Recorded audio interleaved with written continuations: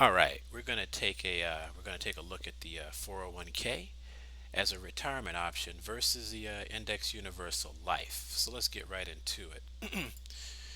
Here you can see that with a 401k there is a penalty if you withdraw before the age of 59 and a half. Namely, it's a 10% penalty as well as income tax. No such penalty exists in an indexed universal life insurance policy. Next, the 401k is what's known as tax deferred, meaning that you build up all this wealth and then bam, it's taxed at the end. And with an index universal life, no tax on deposits, on loans, or distributions at any age. Now, this is really important. Next thing here, risk reward. When you put money in a 401k, you are at 100% risk. You can lose every single dime that was put into it. With an index universal life, you are at zero risk. You cannot lose a dime that you put into it. Now you got your little policy admin fees, blah blah blah, but the actual capital that's put in there to grow cash value has a 0% floor or a 1% floor. Now we're going to look at a couple of videos that sort of bring this home. First, we're going to look at a poor woman that put all of her money into a 401k, all of her retirement hopes. What's the show for? Tell me about your 401k. Does this answer the question? This is what it was in 2005, 2007. You're down below 2005. Right. And another one went down almost $40,000. One was Right. 88,000, and then it went down to like 50, How old are you? 54, and I live alone. I don't have any children. I've been a career girl all my life, and it's been a great career, and I don't deserve this.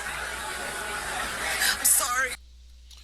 Okay, so that story is the story of millions of Americans, not just one person, millions. Now let's look at a slightly different story, the beauty of having your money in an index universal life policy. Why do I do this? Because of the big bad wolf. The big bad wolf, oh golly, it could be natural disasters, hurricanes, earthquakes, political things, pandemics. When the big bad wolf blows down the stock market, I don't want to lose my money, but I want to participate when the market goes well. That's why I use indexing, because indexing, my money's safe over in the insurance company. But if the market goes up, the insurance company pays me whatever the S&P does or the Dow Jones up to a cap. But if the market crashes 40%, I don't lose a dime. So there you heard it. If the market crashes, I don't lose a dime. So, um, yeah, so basically, we see a drastic difference in how they perform, and we're going to look at that graphically as we close this out. So the blue line represents what a 401k can do because it's directly in the market. Up, then something like 9/11 hits, downturn of the market, and the 401k is directly affected. Then we start to get back to normal. Then what happens? The housing bubble burst in 2008. Okay? Trying to get back to normal. Over and over, trying to get back to normal. And losses require more just to get back to where you were. If you have a 10% loss, a 10% gain is not going to get you back to even where you were, let alone grow your account. So here we see the gold is an example of what a index universal life policy would do. It grows. Then there's a severe impact on the American economy, such as in 2001.